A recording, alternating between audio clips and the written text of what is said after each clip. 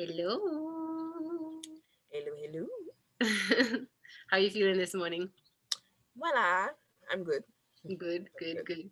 All right. So I've never done this in this way before. I've done interviews with kin before. I've done SD obviously with kin before, but it's it is a first for me and an honor to be able to present to the kin world a kin who has recently accomplished something that is shareable, because we always talk about sharing what's shareable and only what is consensual to share. So it means a lot to me that you feel that this is a space that you can share some good news and that perhaps you can inspire some other kin. And obviously, if no one else watches it, that you can one day, 5 years from now, come back and watch this and see, like, wow, you remember when I did what I'm about to share that I did?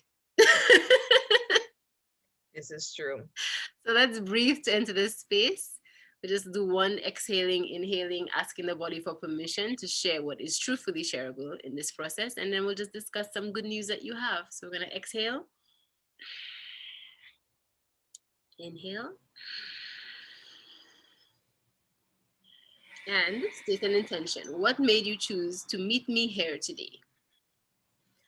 Right. So I think the end of this journey, and this milestone would be a suitable time for reflection, for self-assessment, and to track my progress. Yes. My, have we made some progress? So, um, Yeah. I present to you one of my favorite kin. All of y'all are my favorites. Because I was about to say, mm. uh, Dandeli. You could give your full title. Go ahead with your letters and everything if you like. I've never used the letters behind my name. Oh, well, that's the first two. Let me use the So first. please introduce yourself. Please introduce yourself. Okay, so um, Vel is one of the few people that I've met in my adult life that are allowed to call me Dandeli. Everybody else is either Manny or Emanuela. So my name is Emanuela Louis. I'm still a student because I have not received my working papers yet, but I recently completed my master's at Université Laval in Quebec, and my course of study was in educational technology. It does not sound like what it was when I started. What I thought it was is not what it ended up being. No, I did not learn. No, I'm not trained to just make PowerPoints and show people how to use technology. That's not what it is at all. It's more linked to instructional design, so more online learning, that sort of thing. My letters, first time I use my letters. Okay, so I have a bachelor, so that will be BA. I don't know the letters for my dip ed. We just call it dip ed. So I have a postgraduate diploma in education. So I don't know what the letters for that are. I've never used them. And I think my master's is a masters of arts, so it will be MA. So I have BA. So I'm Obama. I'm Obama. Almost Obama. Yeah, whatever that's supposed to mean. But yes. Yeah. So yeah, that is it. How does that feel to be able to be here today in May after the journey that we've just walked through and to have Yo. your masters? Whew. Um, a relief. It's bittersweet. Because it's sweet in that I successfully completed without any major hiccups, without having to retake courses, that sort of thing. So I have to pat myself on the back for that. And I survived doing an entire school year in COVID. So that's something else. So my first and second year looked completely different. So actually, I did more of my schooling during COVID than I did. Yeah, but that's not the point. So yeah, Part of the point. this the yeah. The bitter part is, the transition. It's a time for transition, and right now I think I'm trying to figure out how to transition into the next step. And the next step may look a lot like the step I was at before I started. So it's a lot to process. That's the bitter part. Right, Well, right. not really bitter, but so to speak. But what? I Sorry, know, you you sort froze. of frozen. You said not bitter, but what? Yeah. I'm sorry? You said not bitter, but what? I'm saying bitter, but as it relates to the expression bittersweet, sweet, not that it's a horrible feeling or whatever. Yeah. So, in the process of thinking that you just finished graduating and you're ready to feel through what's next and sort of being scared of what's next and the unknown of what's next, you got some good news. When you thought that all exams were done and you were just gonna like have to mope about what's next. Yeah, for the past couple of weeks, I have been busy. My lecturer, after I submitted my paper, when she corrected it, One second. Can you put your camera a little down like you're up in it? I can't really see you. I need to see some oh, I delicate. raised it. Right, there we go. There we go. I raised it because of the internet to see, if it would be closer to the Internet is router. not gonna mess with your decollete today. You're gonna be looking good while you're giving this little interview, okay? Yeah. Go ahead.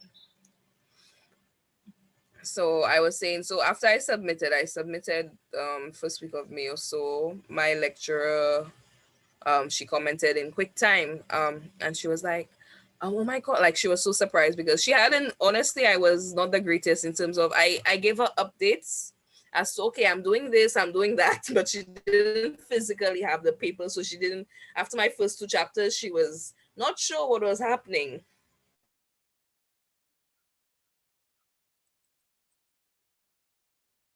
Oh, you're stuck again. If you can hear me, can you hear me? Can you hear me?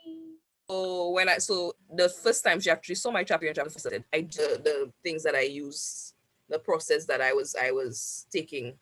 So yeah, just to clarify.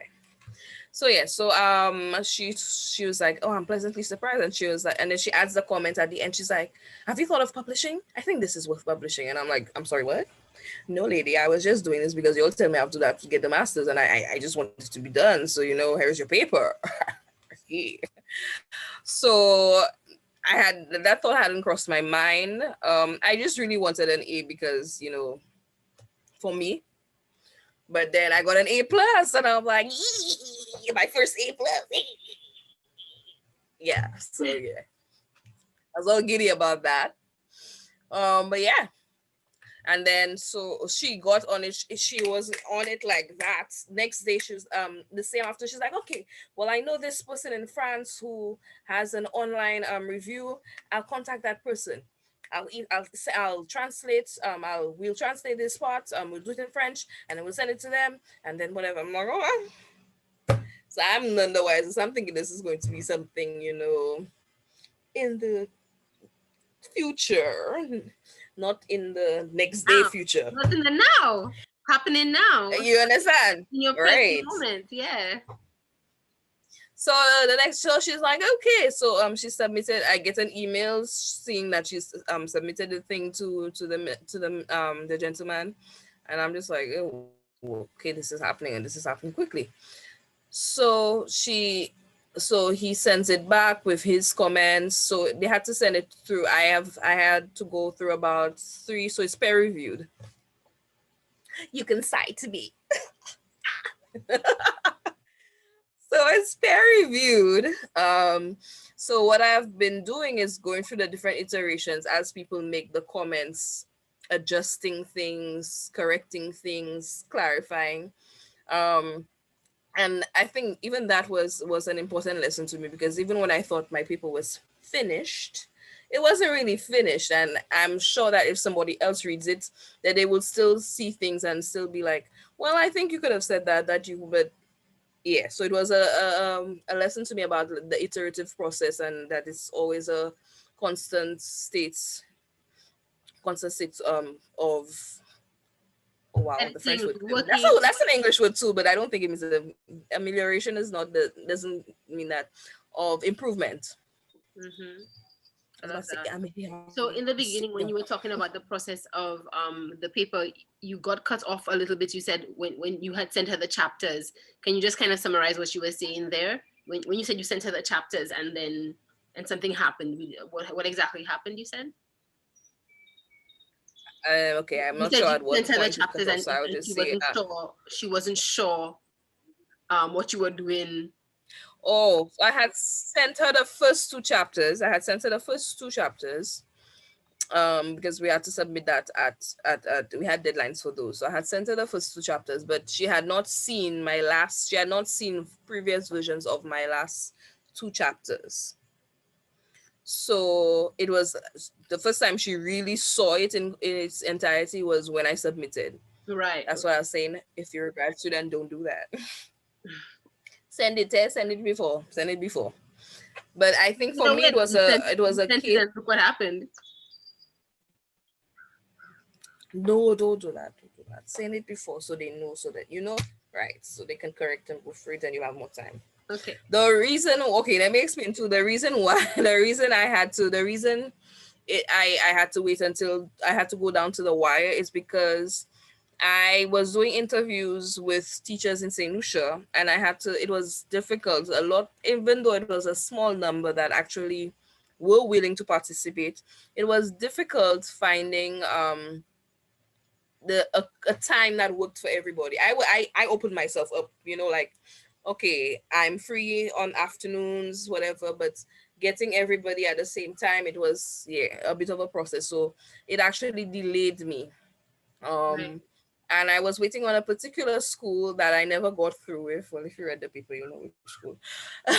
That I was just I never, in the end, even though I held off, I really held off to the last minute trying to see if I can get through that particular school, and no dice. Yeah. So that was one So of the reasons why she never really. go ahead. Oh, sorry, I thought you were saying something. That was one of the reasons why she never really got to see the written part, because whilst it was true that I had transcribed the responses from the interviews. I couldn't just send her that. So because I had to analyze and compare, okay, this school, this was what happened in this school, this is what this person said, and so I had to analyze the data. So I held off on on really doing the analysis because I was really hoping that the other school would come through. Right. Right. But yes, so Yeah. that was one of the That's disappointments. Well, that's what we sorry. face with research. Yeah. Yeah, so that was one of the lessons I learned. It was a hard lesson in terms of doing research in Senusham. I on upon reflection, I'm like, maybe people are so used to it's just a question. Oh, let's just do a question or whatever. And even that, when I was speaking to other teachers, other people that I've worked with, and that had to do research, they say it's a problem. It's difficult to get people to respond, to get data. It's ticklish. Mm-hmm. Hmm. So that was something I experienced firsthand as a difficulty, especially in our solution context. So that is something we need to work on, because I don't know that we is it because we don't value data and research?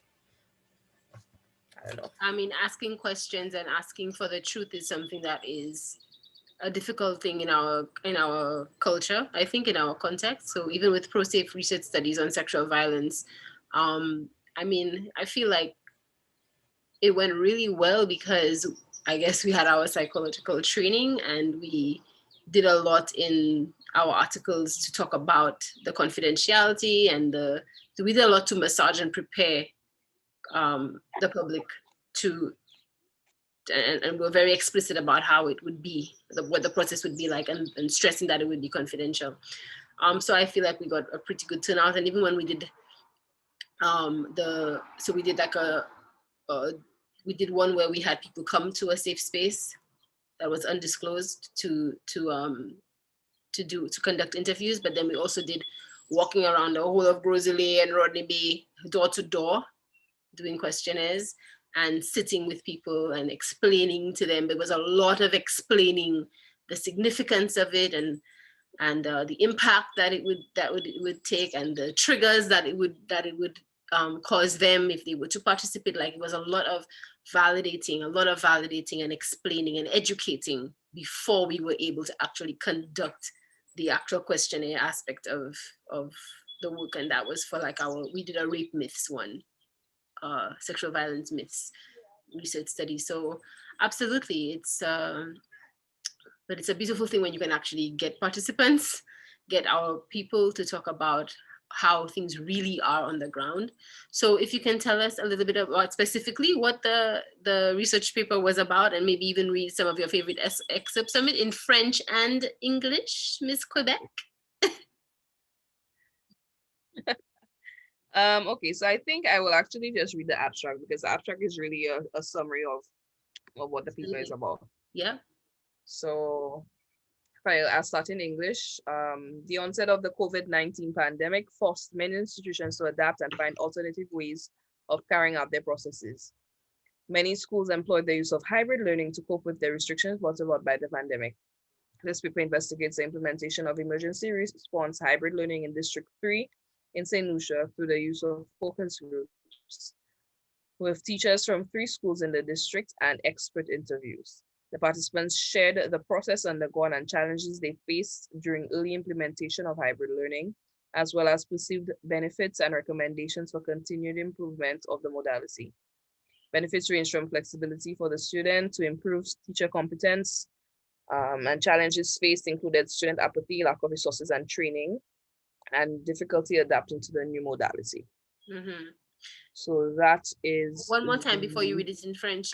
abstract. The first line of this paper discusses. Can you just read that line again? Okay. The onset of the COVID-19 pandemic forced many institutions to adapt. That part? You said no. There's a part that says this paper discusses the.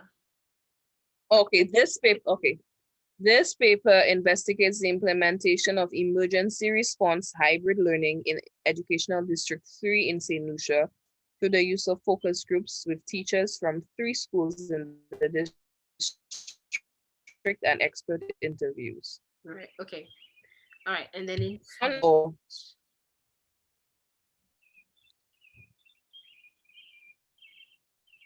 Hello. Can you hear me? yeah, And then in French. I can. D'accord, français. OK, le début de la pandémie de COVID-19 a contraint de nombreuses institutions à s'adapter et à trouver des moyens alternatifs pour mener à bien leur processus. De nombreuses écoles ont eu recours à l'apprentissage hybride pour faire face aux restrictions imposées en raison de la pandémie.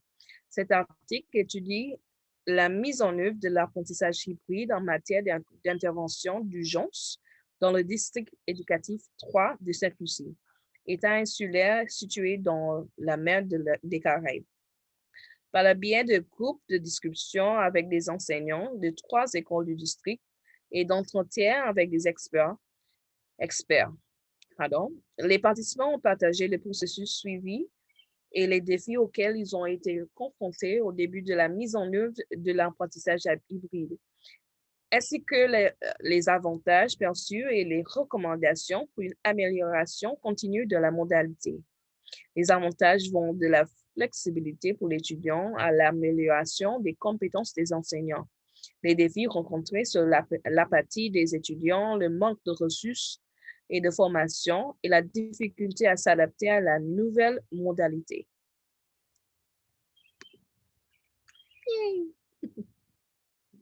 Merci, d'accord. That was beautiful. And so that was the abstract. That was what it was about. You gave us a little bit of the challenges. How did you grow in doing this paper as an educator? because you are also a teacher. Okay. Learn about I think I yourself, would have to. work. I think I would have to backtrack to why I chose this topic of research Okay, for me to answer that question. But you might have to audibly remind me of the question. fine. Yeah, I need cues. So I chose to do this because I was interested in understanding, because I went to study educational technology. As I said, it's instructional design, talking about online learning and whatever. So when I came, I'm like, oh boy, when I go back to semester, what am I gonna do with this? Because these people not ready yet, that's not happening. COVID happened and everybody, the world had to had to move in that direction. I'm like, oh, this just got interesting. So y'all doing online learning? Tell me about that. So I really wanted to understand um how it went. Like, is it working? Like, what are teachers feeling? What are their feelings about it? Is it something that moving forward, that even if COVID disappears today or tomorrow, do we continue in that vein, or do we just go back to our old ways? So I really wanted to get a feel a pulse, understand, gauge where it was with that. Um, so that's why I chose that topic. So I think the question was, how did it enable me to grow? Or Yeah, how did you grow doing that this, was the only, doing the research? Yeah, okay. how did you grow as a individual, as a professional, as a teacher, as a learner? You know, doing research really does Okay. change you. So how did it change you? So I think it definitely opened, on a personal level, I definitely saw the usefulness of what I did. That okay, it was reaffirmed for me that what I went to study, there's a place for it, that it will serve a purpose, and it can actually be useful in St. Lucia. Um so that's on a personal level. The research itself, um we've discussed this in sessions previous, that when I hear the word research, I freak out. Mind you, I'm always doing research. Like, I always research things, like I always look things up. But the actual process of documentation is what freaks me out. And I was totally freaked out. So that didn't change. I was totally freaked out. But I think it reminded me, it reminded me of my undergrad experience. I was totally in the desert at one point for my undergrad, and with help and whatever, I produced a paper that I think I was proud of, because I was like, for the lack of structure and guidance that I was given, I have a paper that anybody can look at and say, okay, this is the scientific method, this is a properly written article. So it reminded me of that process. I had to remind myself of that going forward. But it was a lot of it was a lot of refreshing for me too. Um the types of on research methods, basically. So it was a refresher in research methods. Um, it was also something interesting because I had never done focus groups before. So seeing me, I'm like, okay, how is this gonna work? How do people do focus groups? Like, what was that? Because somebody made a proposal to me. Somebody proposed it to me when I spoke about the interviews. I'm like, I'm not going to be able to interview multiple people. They're like, why don't you do it in groups? I was like, right, focus groups, you smart. Yeah. So it was also a learning experience. Looking back, there are certain things I should have done prior to the focus groups. Certain things that I realize now, in terms of, because I try to use a very casual approach to it, because I didn't want people to get hung up on the fact that it's research, or so that, you know, I don't know, that it changes some the approach. So I try to make it as casual as possible. I use WhatsApp to contact certain people. I contacted them via social media, via school email. Um, and then when it came to it, I explained the confidentiality of it. In hindsight, I probably should have given them a written document, as you would with a questionnaire. So that was something I learned in hindsight. So there were things I learned in hindsight. If I had to do this process again, what would I do different? So that's one of the things I would do differently. Um, and it was an interesting experience because I automatically assumed, because everybody was into the Zoom culture now, that it would have been much easier for me to get people together and you know I thought I would have had a larger sample size. That was not the case. So there were a lot of lessons. So I'm thinking that it really sometimes research really does need the personal touch. If I were in St. Lucia, there is a higher probability that I would have gotten more people, because I probably could have gone into the school and explain that sort of thing. Mm-hmm, mm-hmm. Yeah. So there were definitely lessons learned. You were saying? Based on the research itself, what were your findings and your recommendations for moving forward in the field? Okay. I know them off the top of my head, but just for me to keep them structured, I will just refer to the paper. Of course. Read the published paper, please, published one. It Le document publié was est en français, documented mais for a reason. comme l'entrevue est en anglais, je pense qu'il faut que je fasse référence à la partie en anglais. Okay, Et whatever I said. do, you can switch it up. You can do the French first and then you can do the English after. It's up to you.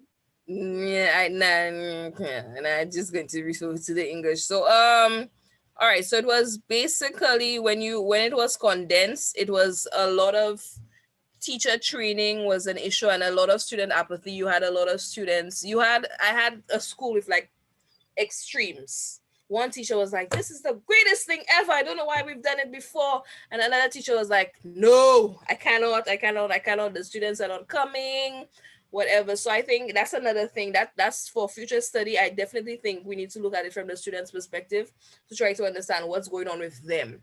That's the next thing. If I go home, when I go home, I want to maybe try to see if we can do some sort of research or analysis, sorry, of the student perspective, because I did it from the teacher's perspective to find out what were their difficulties implementing and coping with it. So I want to know from the students' perspective, what issues are they facing, what's affecting them. I love that. Yeah, absolutely. So I think that's important that we do that. That Who is was one school of the for? recommendations. Sorry? Who is school for? Exactly. So and also the parents. So one of the things, and I it was something that I hadn't really considered, is parental involvement with when you have online learning now, because the teacher is not there to physically parent your child or to guide them in that way. So it means that at home now you need more parental involvement, especially at the lower levels, because you now, especially for younger children, because you now have to have the parent there showing the child doing whatever. The parent might actually have to sit with the child. But I looked at the secondary school level, and even then, the teachers were talking about you need parental involvement because you need, so it's for regulation for the students because it's new for them. And what they For found was support. that sorry, For support. right. So another thing they found was that those students, so the students that typically were, well regulated, were self-regulated prior to this, were able to better adapt once they had the necessary resources. So another thing is on a school to school basis. Another thing that differed was, I thought this would have been a bigger issue, but it was a major issue in a school where they didn't have access to connectivity and devices. We can't expect them to do work online if they don't have devices, they don't have internet. So I was surprised to find that in a couple schools it wasn't really a big deal, but in one school it was really a big deal where they really had that lack of accessibility. So those were some of the things that came up. Of course, teacher training and adapting some teachers adapting to this thing where now work, home, school are all in the same space, and how do you find the balance, how do you divide, and one thing runs into the next, that sort of thing. So a lot of teachers brought that up as a point, especially if they're teachers and parents at the same time. So let us go. Ce projet final. All right. So those were so some of the benefits. Of course, for when it worked, it worked. So you had, so one of the things teachers mentioned is that it was an extension of the classroom. This means that you always have teachers talking about, the time within the classroom is so limited. So it gave them that additional time. So they had, they could extend their teaching time to online. So it could spill over. The students could have access to the data, the content rather, online at their own pace. So you had that flexibility for students as well. I may be able to accomplish 10 sums in one class, but it might take you a bit more time. With online learning, you had that, you had the flexibility of having that additional time to do it at your pace. um so that was one of the foremost benefits in the cases where it worked. For okay, so recommendations. So training is definitely a recommendation. There is still a need for training, not just for the teachers but for students as well, because how well does yes, the students, and I've heard it so many times, oh, they know how to upload videos on TikTok and Instagram. It's not the same in their head. That's fun. So it's that. So training for the students in terms of using the technology for education, as well as one teacher brought up an important point, talking about, do the students in the first place, we have not taught students how to learn. So maybe we need to look at that. um so training, and then within the school.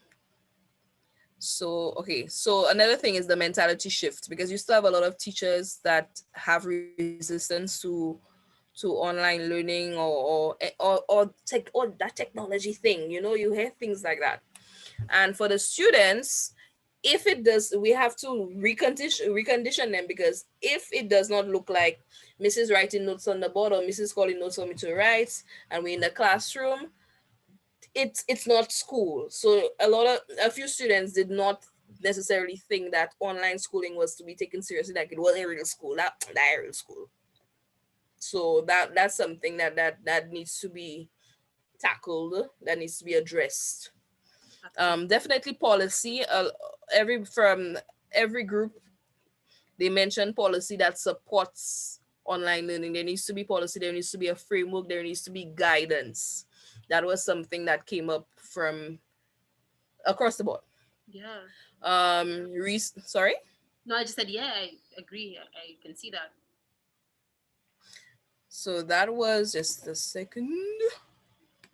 So that was one of the recommendations. So research. So further research, I would have mentioned this point earlier, getting it from the student's perspective, getting it from the parent's perspective, finding out, is this working, and doing an overall assessment to find out what has worked for us so far, thus far, collectively, what areas we need to improve. So basically doing a large scale SWOT analysis of this. Yes, it was meant as a an emergency, as emergency recourse, but the fact that COVID does not have a start and end date, we don't know this. That mean we don't know when next things will go back to normal, and everybody talks about the new normal. This might be it.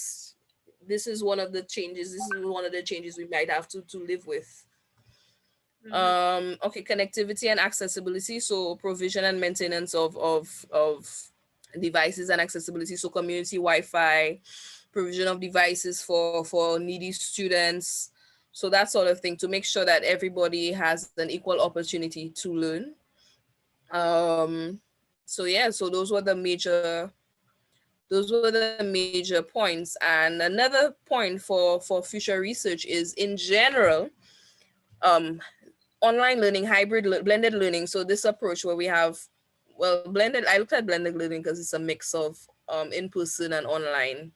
but in general, online learning is new for K to 12, for primary school, secondary school. That's new, not just in St. Lucia. Globally, that's a new phenomenon. Usually, you get that in tertiary levels. So up and coming researchers can also look at, what effects or how it differs in that for that age group, that level, as opposed to tertiary Yeah, level. yeah.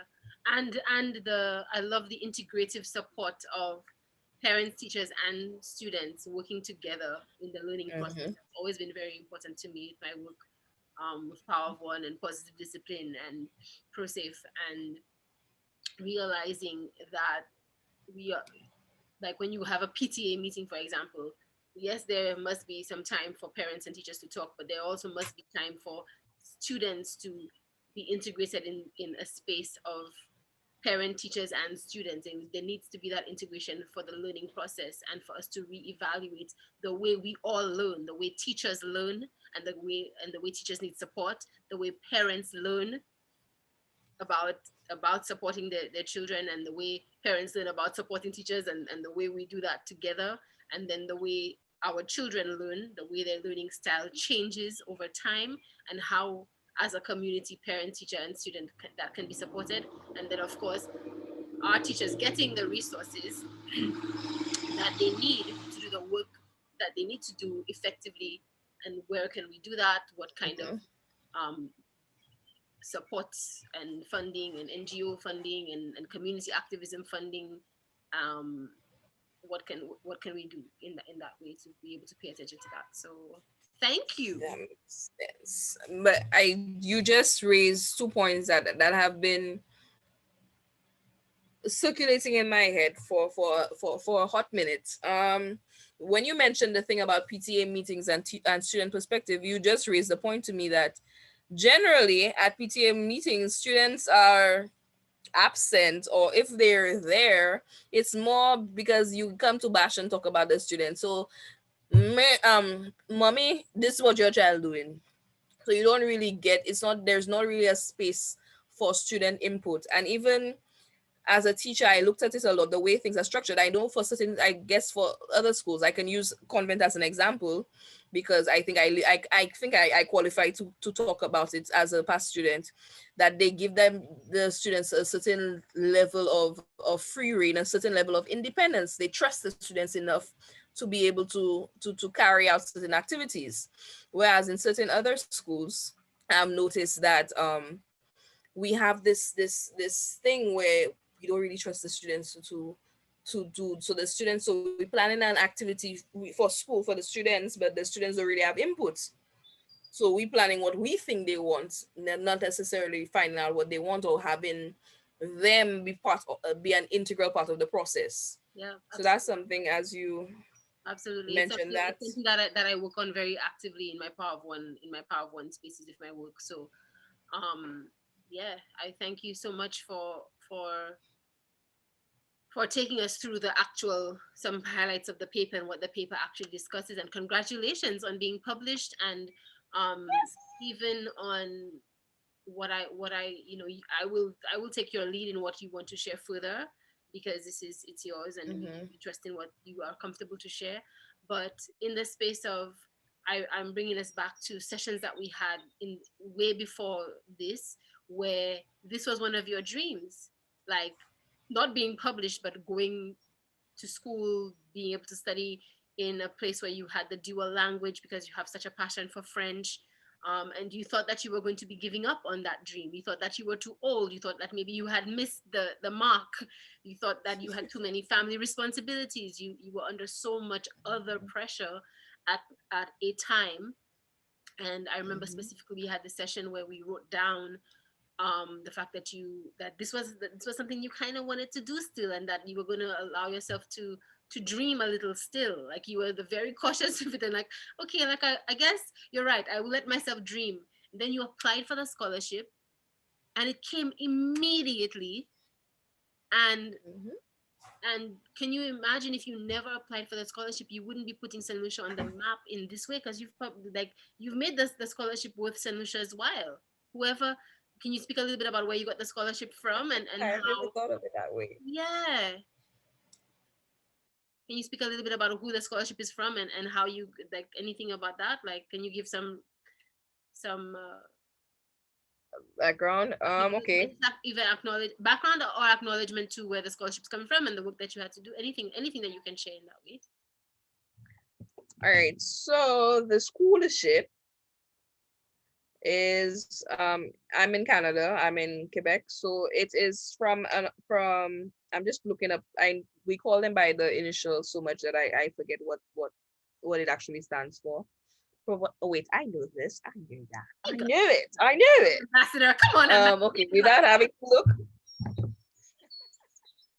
Okay, so the organization responsible for managing my scholarship and to whom I am accountable is PCBF en français, Programme Canadien de Bourse de Francophonie. So it is French based. So one of the main conditions for the scholarship is that you are competent in French because the schooling needs to be done in French. So so that was one of the main requirements. Of course there are other rigorous. I was going through the emails just last week and I'm like, damn, that was a lot of back and forth, a lot of forms to fill. It was a rigorous process, getting here and whatnot, but I guess at the end, well, not I guess, at the end of the day, it was worth it. So I would like to pick up the PCBF, even though they stress out. Yeah, yeah, yeah. Thank you for believing me. Thank you for the opportunity. Of course, it's you there's who also believes in you, but yeah. the government of Saint Lucia to sign off on it. So I'd like to thank them. Well, yeah, That's like I not said, mine. you've put Saint Lucia on the map in that way. It's um you've highlighted the need for research in education, in learning, Mhm. in best practices, in integration of parent, teacher, and student dynamics, in learning modalities, in putting a Yeah. spotlight on kindergarten through age 12 and beyond, and then tertiary. Like, you've been able to make those distinctions in the research and make good recommendations for that research, and you're a big deal. And I'm really proud of you. I'm really proud of you, and I really want you to see yourself in that Merci. light. And maybe if you could also, before we close, speak a little bit about what was most challenging and most supportive in this whole process of being away at school under this scholarship framework.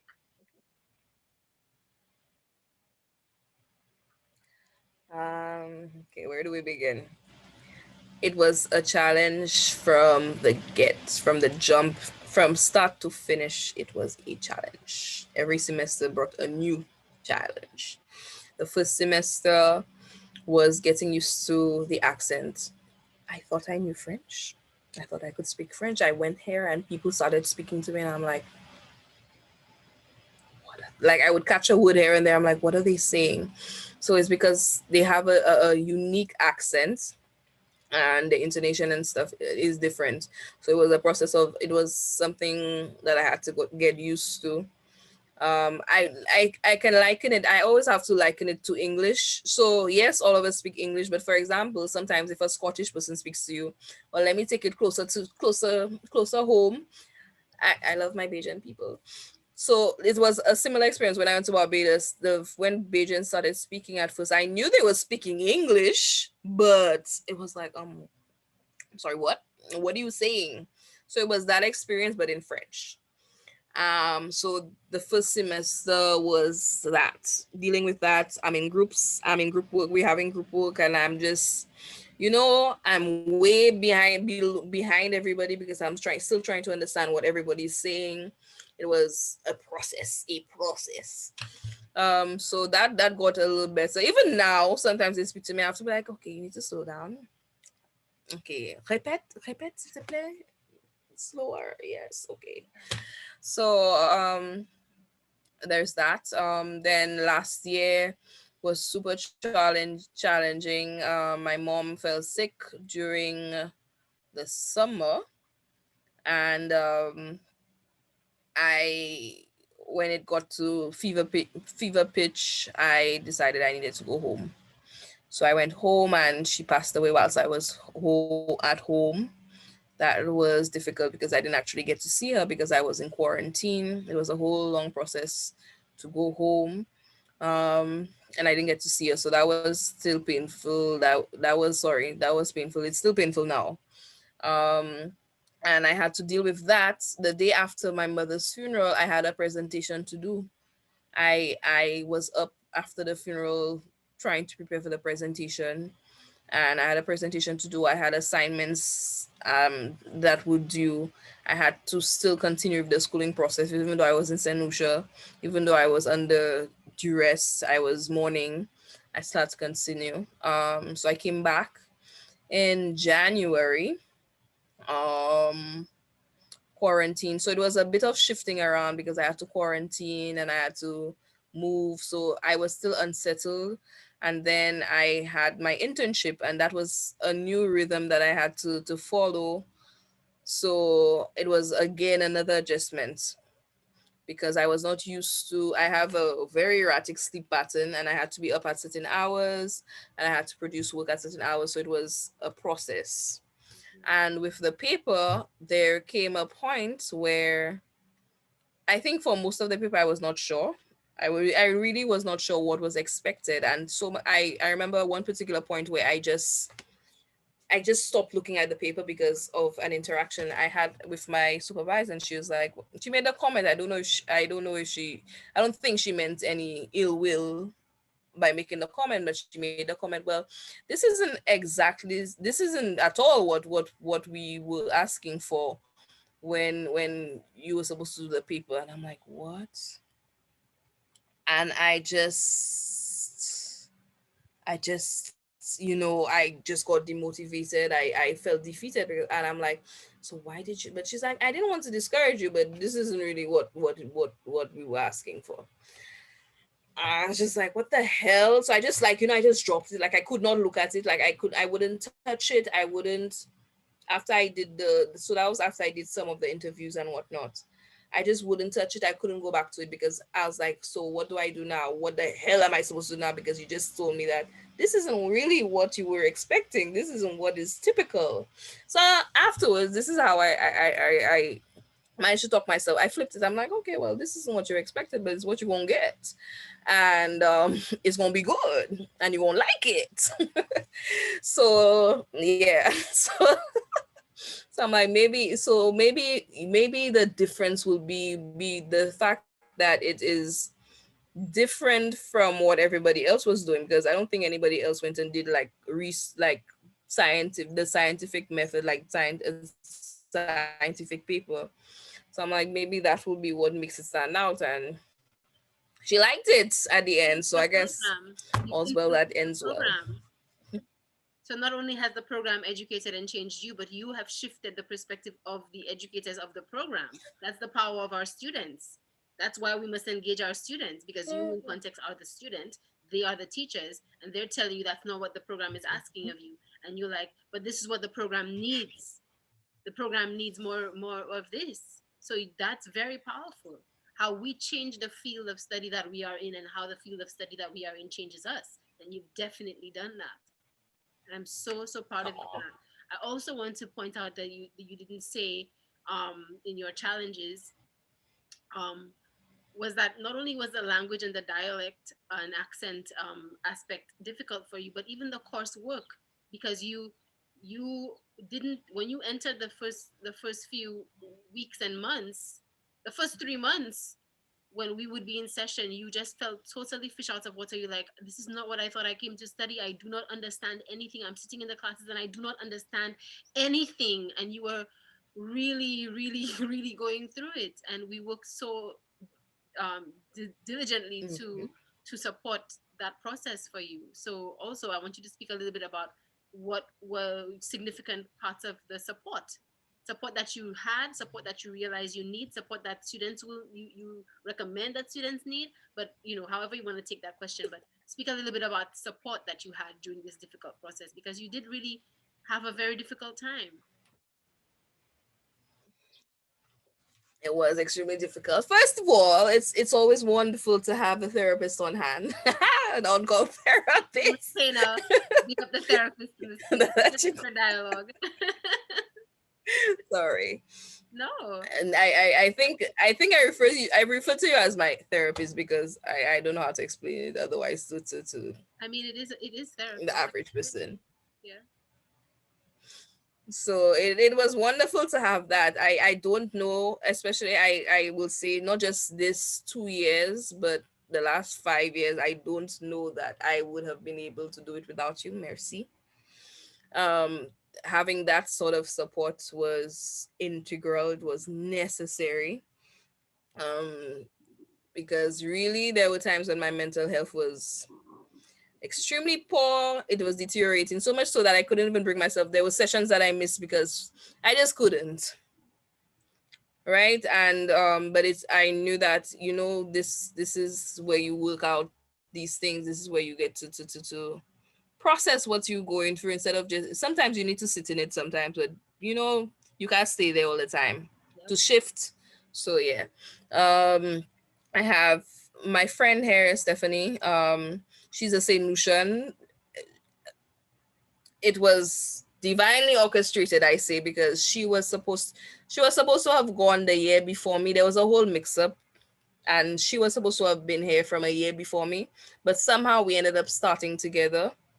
And yeah, so we ended up doing the process together, so she was there every step of the way, so it was helpful to have that. So that push, yeah, Manny, come on, get up, do something, whatever. Sometimes it was like, Stephanie, I want to strangle you right now, you don't even know, I don't want to do anything, leave me alone. But she was kind about it, and she understood. So it was wonderful to have that support. It was also important to have my support system at home. My circle of friends that messaged me every day. We spoke every day on WhatsApp, or they would speak and I would just be there. So it was just something to ground me, to keep me entertained sometimes. And there was that. I had my a couple family members that I could call on, I could count on when I needed to vent about certain things, when there were family issues, and other stresses that were happening at home, that I could call and vent to, or I could call and say, okay, can you do this for me? Can you do that? So that was also important. So Because that network, you're also supporting a family business while at school, in a sense. eh boy, boy, that part.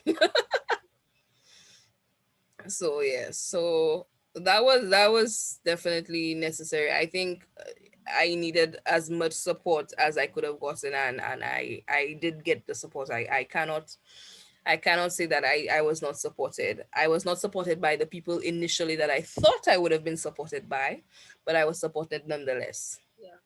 So that is important. So that definitely, I can't say that I have a huge network of friends here or whatever, I guess, but at least I made a couple friends, some worthwhile people that I can consider friends here as well. So that was important. But in general, I think it's definitely important to have a support system. Yeah. Something that I think a few years, I remember. No, go ahead. Oh, sorry, I remember complaining that I didn't have. So I think I have that now. Hmm. I was gonna say that. I was just gonna say that you've come a long way in opening yourself up to being supported, knowing that you need it, and allowing yourself to need it, and allowing yourself to allow to yourself to be receptive, and allow people to show up for you, and to see who is showing up and who's not showing up. And you've come such a significant way with that, as you have lived to see. I'm so proud of you for that. And Mhm. also, you also did an internship during this time as well, like you like all the so many levels that we didn't get a chance to discuss because the paper was the major highlight. Yeah. Um, but yeah, I really wanted you to take. I'm very thankful that you also took a chance to do this, because I look forward to when you will watch this again in a year from now and see how much you have grown. and and remember the nights I remember the nights you spent in Inner Shashamani before you left. That silent time that we created for you to just go in and close the portal of, okay, I'm leaving home, I've made this decision to leave home, and I'm going to go away to school, and I'm going to allow myself this journey, and I'm going to go allow myself to expand as an educator and make my mark. And you didn't set out to get published, but wow, your body, your mind, your heart have really come through for you. And I want to know, is there anything that what's next? Like, are you thinking about more more publishing? Are you thinking, I know what you weren't even thinking about it, but where has your mind gone? Or do you have any new dreams that are surfacing that you can share? Uh, Actually, yes. I actually I have a problem. So the thing about me is I hate the process of school, but I like being in school, if that makes any sense. So I will bitch and whine and complain about it all throughout. But all in all, I think I like learning. I like learning.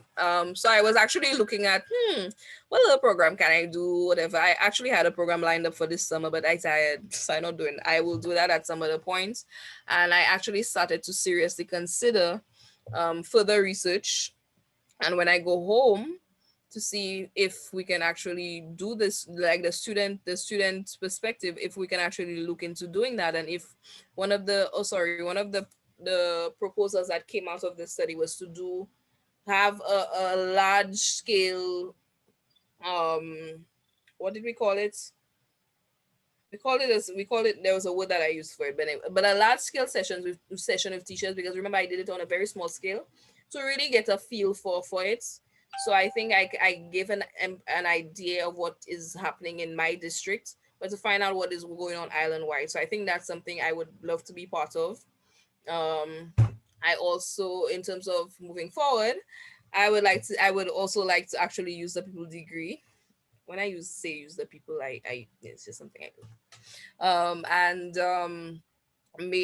I'm thinking, how do I actually go into instructional design? How do I help us go advance in the online learning field, and especially at the secondary school level? How can my talents be used to help that process? It's giving So you there's some that.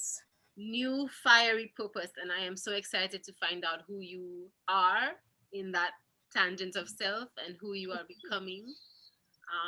And I look forward to remaining on retainer as long as you will have me.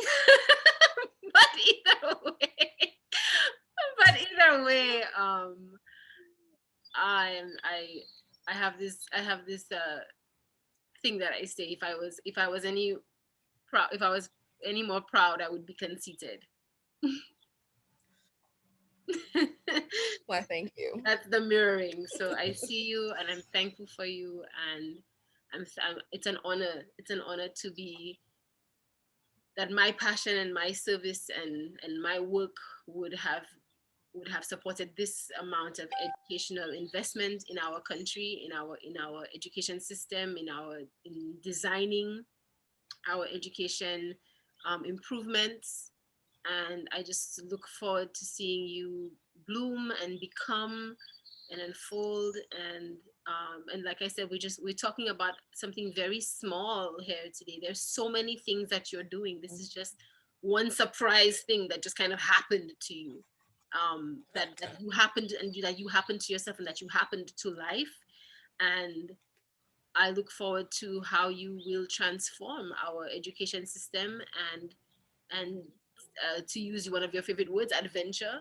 I look forward to that, to the adventure that you will take the education system through, and how you will maybe even be of more support, to maybe a liaison of support to students who come after you, who take on that scholarship in St. Lucia, helping them to prepare um, for the process of taking on this scholarship and making them understand the difference between what they think it is and what it really is. I think that you will be tremendous support to them if you would allow yourself that. And I look forward to seeing the opportunities that come for you with this new degree, um, as in level of Mm-hmm. and frequency that you're operating at. Ha ha ha ha ha. So funny you'd use those words. Because So I always use those words. when I came, oh no, it's in reverse, but you can read it. Oh, So when Operation I Level Up. came, Yeah, I can yeah. see Operation Level Up. So that's the force field and the center that you are in. So you definitely Yeah, did so it. that was the thing that I that's the first thing I see when I open my door every time I enter my room. Um it was just a reminder, yeah. And level up not just in terms of getting a master's, in terms of personal development and that sort of thing. You don't have to read that. I It just was I that just was the goal. yeah. Don't read it. Don't read what I just sent in the chat. It's fine. Yeah, you did it. You level up. You definitely did. And this is still you mourning. This is still you, um, you know, scared and terrified of many things. This is still you, learning your new self where you are, and look at all the wonder and the glory, right? So that's the unconditional, that you are showing up for yourself. Even this is you feeling defeated. This is, we did a part of a session on you just trying to learn to document things because you felt so helpless in being able to document the work. And oh yeah, like, I got published. What? I got an A plus in the paper that I was feeling totally defeated on, because it was transforming you, Mm-hmm. because it was there was a calling happening in there, and you did it.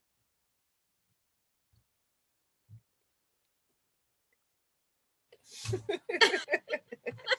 that what Dora does?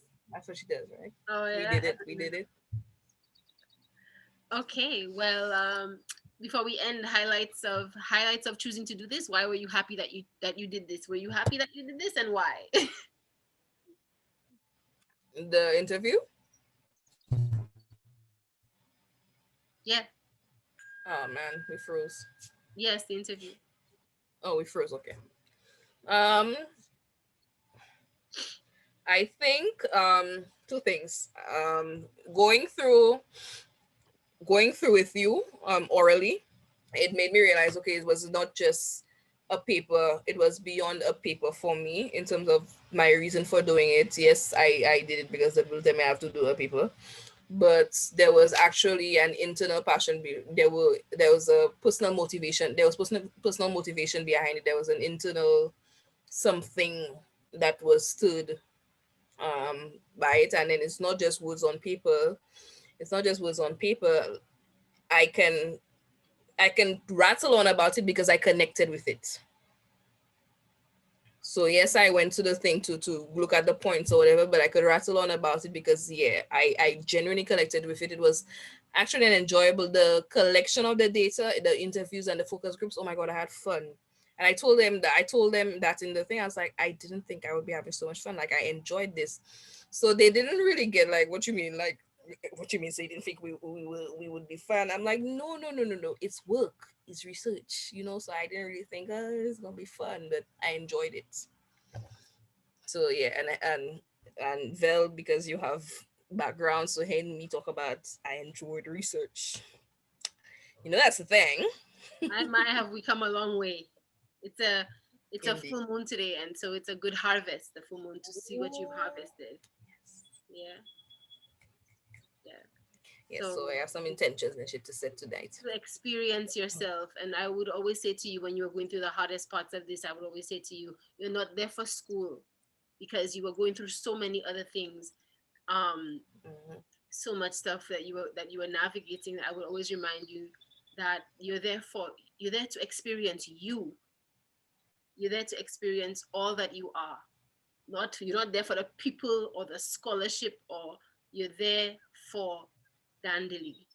You're there to experience your power and your whole self. And my, did this journey push you to the brink, send you over, let you see yourself in loss, and my, did you allow yourself to look in the mirror anyway, stand up to it anyway, lie down crying through it and doing it anyway. You navigated the chaos so wonderfully. And again and again and again, I am so proud of you, and I'm so thankful that you actually chose to meet me here today. I thank you for your trust and for your consent, um, to meet me here today and to be able to publish this, the interview, to be able to put it out loud. And you never know who will be able to see this and make that shift of, you know what, I'm not too old, I'm gonna put that dream back on the list, and I'm gonna apply myself to the work, to the life that I know I am, the know I know I have. And I'm gonna also give it to myself how great I am at applying all that I am to life, and how I can change life and how life changes me, just how you change your field of study. You just made me remember one other. That, as you said, I was too old. So I was like, okay, so I've made the adjustment. First I wanted to do have my masters by 25. That didn't happen, life happened. Then I decided, okay, masters by 30 sounds so much better. And then I was about to give up on that, like, forget it. It happens when it happens. Well, guess who's 30 and guess who has a master's? You all feel is a joke when I come to sacred dialogue. You did it. You did it. You did it. And that's all I Oh am. my, oh my, oh my. All I am is the reminder that you are doing it. You are doing it. You are doing it. You are doing it. Even and especially now, it looks like this, but look, my dad just died, and look, I have the business, and look, I have this, and look, I have that, and I don't think I can do this. I don't think I can do that. And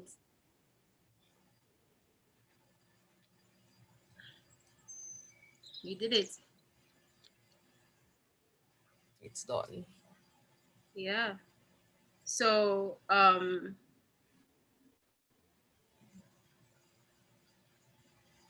sorry, I just got a crisis call. Give me 1 second.